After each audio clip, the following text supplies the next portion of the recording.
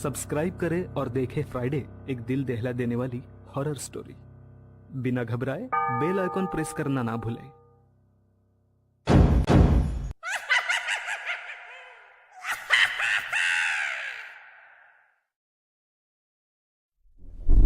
पेड़ के पास थे 12 बाजे। अफनान उस भारी भरकम पीपल के पेड़ के सामने खड़ा था।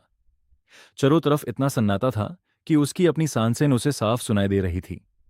पेड़ की दलियान हवा में अजीब तरीके से हिल रही थी, जैसे कोई हाथ हिलाकर उसे बुला रहा हो, अफना हो। अफनान ने मुस्कुराकर अपना फोन निकाला और पेड़ के साथ एक सेल्फी लेने लगा ताकि दोस्तों को सबूत दिखा सके। उसने सेल्फी क्लिक की, पर जैसे ही उसने फोटो देखी, उसके जिस्म में एक ठंडक दौड़ गई। फोटो में पेड़ के तना के पास एक अजीब सी आकृति खड़ी थी। सेफ्ट कपड़े, लंबे बिखरे हुए बाल और सबसे खौफनाक बात, उसके पैर बिल्कुल उल्टे थे। छन छन की आवाज। अफनान ने झट से अपना फोन जेब में रखा और सोचा कि शायद यह कोई लेंस का रिफ्लेक्शन है।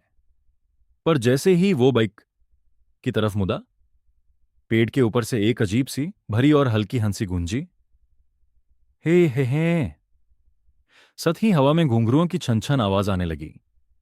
अफनान ने हिम्मत करके पीछे मुड़कर देखा। पेड़ की एक मोटी डाल पर एक औरत बैठी थी। उसका चेहरा बिल्कुल काला और झुर्रियों से भरा था और उसकी आंखें बिल्कुल लाल अंगरे जैसी चमक रही थी। वो नीचे देखकर मुस्कुरा रही हैं थी और उसकी मुस्कान उसके कानों तक जा रही थी। अफनान, इतनी रात को मुझसे मिलने आए हो? उस चुड़ैल ने उसका नाम लेकर पुकारा।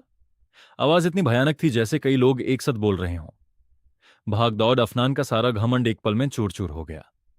उसका गला सूख गया और पैर कांपने लगे। उसने बाइक की तरफ दौड़ लगाई। चुड़ैल पेड़ से सीधे नीचे कूदी, पर उसके कूदने की कोई आवाज नहीं आई। वो हवा में तैरती हुई अफनान की तरफ बढ़ने लगी।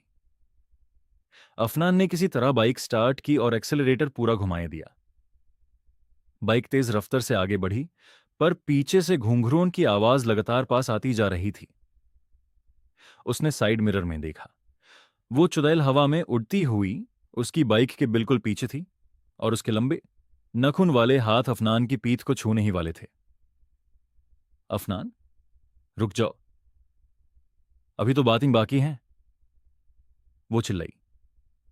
अफनान ने डर के मारे अपनी आंखें बंद की और दिल में ऊपर वाले को याद करने लगा। उसने बाइक की रफ्तार और बढ़ा दी। जैसे ही वो इलाके के आखिरी मोड़ पर पहुंचा, जहां आबड़ी शुरू होती थी और स्ट्रीट लाइट्स जाली हुई थी, पीछे से एक जोरदार चीख आई और आवाज अचानक बंद हो गई। अगली सुबह अफनान हांफता हुआ अपने घर पहुंचा। यूं तेज बुरा बुखार आ गया था। अगली सुबह जब उसने अपने दोस्तों को पूरी बात बताई तो किसी ने यकीन नहीं किया।